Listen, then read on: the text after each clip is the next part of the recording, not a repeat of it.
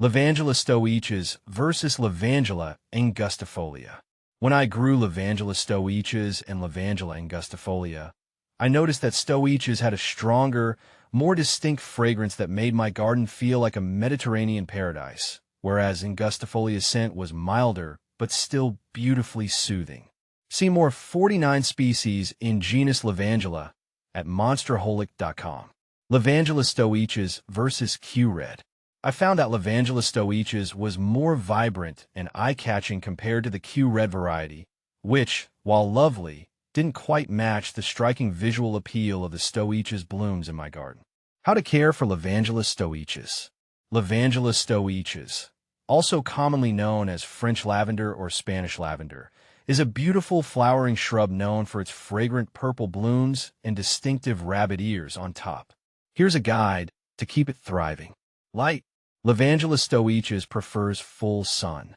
This allows for optimal flowering and compact growth. Partial shade can be tolerated, but flowering might be less abundant. Watering. Lavandula stoechas is drought-tolerant once established. Regular watering, especially during the first growing season and during hot, dry spells, is beneficial.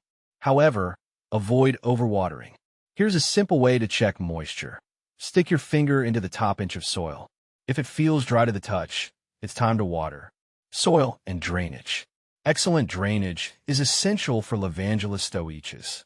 They thrive in well-drained, sandy, or loamy soil. If your soil is heavy clay, amending it with compost, sand, or perlite can improve drainage. You can also plant them in raised beds. Fertilizing. Frequent fertilizing is not necessary. A light application of a balanced fertilizer in early spring can be beneficial, but avoid over-fertilizing as it can reduce flowering. Follow the package instructions for dosage and application of fertilizer. Pruning. Regular pruning is beneficial for maintaining a compact shape and encouraging continued blooming. Prune lightly after the flowers fade, around midsummer. Cut back the stems by about 1/3 their length. Alternatively, you can give it a harder prune in late fall or winter, cutting stems back by half. Use sharp, sterilized pruning shears when pruning. Additional tips. Lavandula stoechas is generally pest and disease resistant. However, watch out for common garden problems like aphids or whiteflies. Insecticidal soap or neem oil solution can be used for control if needed. French lavender is a fast-growing shrub that can reach 0.6 to 1 meter, 2 to 3 feet, in height and spread to 1 meter, 3 feet, or more in width. Keep this in mind when choosing a planting location. Deadheading spent flowers, removing them, can encourage additional blooms throughout the season. Is Lavandula stoechas a perennial? Yes, Lavandula stoechas is indeed a perennial plant, which means it can survive for multiple growing seasons under the right conditions. I've found that providing it with well-drained soil, ample sunlight, and proper pruning helps ensure its longevity and continued health year after year. Is Lavandula stoechas edible? While Lavandula stoechas is primarily grown for its ornamental value and aromatic foliage, some culinary uses do exist for this plant. The flowers can be used to flavor desserts, teas, and even savory dishes, adding a unique floral note to recipes. However, it's important to use them sparingly, as their flavor can be quite intense. Do you deadhead Lavandula stoechas? Deadheading Lavandula stoechas, or removing spent flowers, is an important part of its care routine. This not only improves the plant's appearance, but also encourages it to produce more blooms throughout the growing season.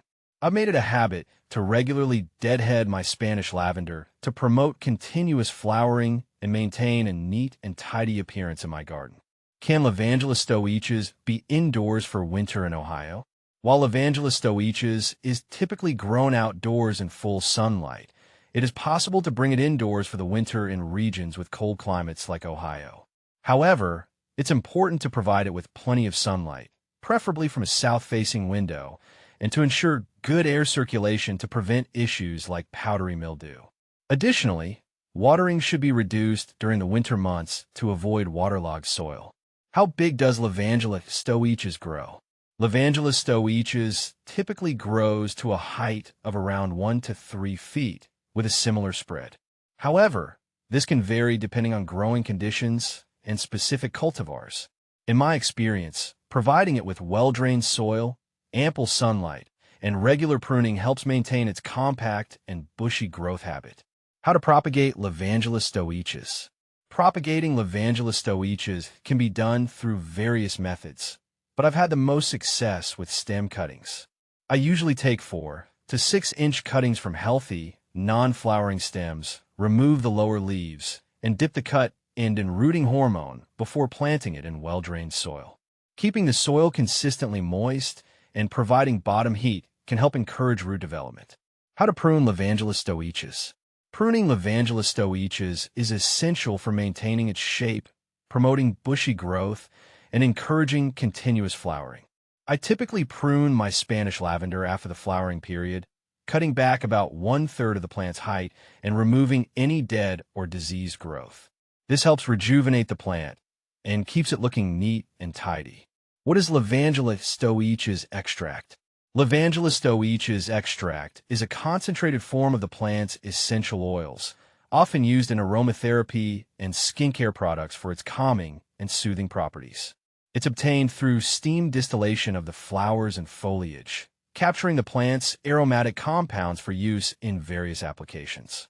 Where is Lavandula stoechas auto quast native to? Lavandula stoechas auto quast is native to the Mediterranean region, including countries like Spain, Portugal, and France.